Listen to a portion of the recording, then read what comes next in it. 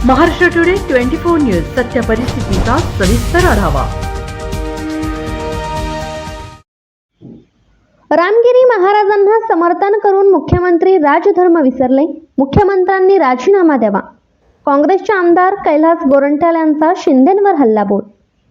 रामगिरी महाराजांनी मुस्लिम समाजाचे प्रेषित पैगंबर मुहम्मद यांच्याबाबत आक्षेपार्ह वक्तव्य केल्यानंतर आमदार गोरंट्याल यांनी मुख्यमंत्री शिंदेंना सुनावले खडेबोल।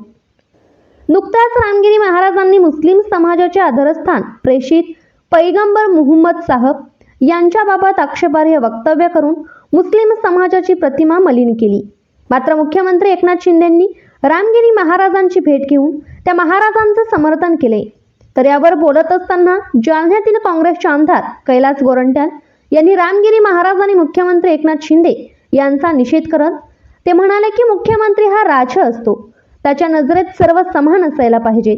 मात्र मुख्यमंत्री एकनाथ शिंदेंनी रामगिरी महाराजांचं समर्थन करून राजधर्म विसरले का?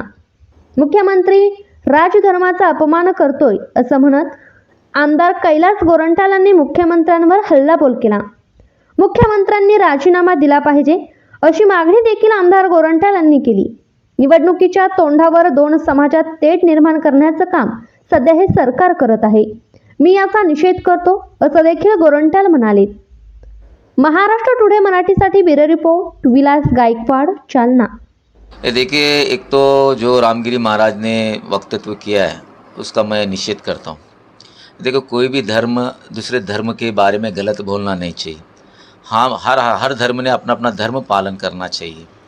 किसी को बुरा भला करके मैं बहुत बड़ा आदमी हूँ ऐसा जो बताती है, बहुत गलत बात है। और ये सब इलेक्शन जो आ रहा है, क्योंकि लोकसभा में आप देखिए महाविकास आघाड़ी को जिस तरह से मतदान मिला है, आने वाले दिनों में ये मतदान विधानसभा में भी बरकरार रहने वाली है। इसलिए हिंदू मुस्लिम में फूट डालो, झगड़े कराओ, दंगल कराओ, जिसकी वजह से कैसा हो जाएगा, एक समाज एक तरफ हो जाएगा, एक तरफ हो जाएगा। लेकिन ये पुरागामी महाराष्ट्र है, यहाँ सभी जनता समझदार है और सभी को मालूम कि इलेक्शन के पहले ऐसे वातावरण किया जाता है। और विशेष करके मुख्यमंत्री ने जो उस महाराज को मदद किया है या उनके पीठ के पीछे खड़ा है, ये ठीक नहीं है। मुख्यमंत्री जिस कुर्सी पर बैठे उसको राजधर्म कहा जाता है और उन्होंने राजधर्म का अपमान किया है। मेरी नज़र से उन्होंने मुख्यमंत्री पद से राजीनामा देना चाहिए।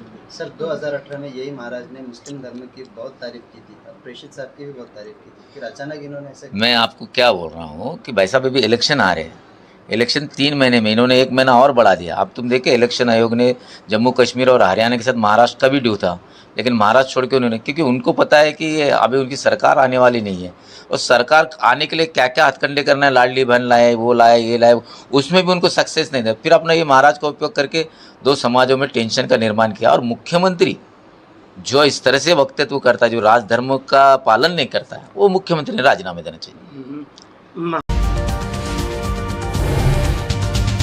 आजच महाराष्ट्र टुडे 24 न्यूजला सबस्क्राईब करा आणि सत्य परिस्थितीचा सविस्तर आढावा पहा।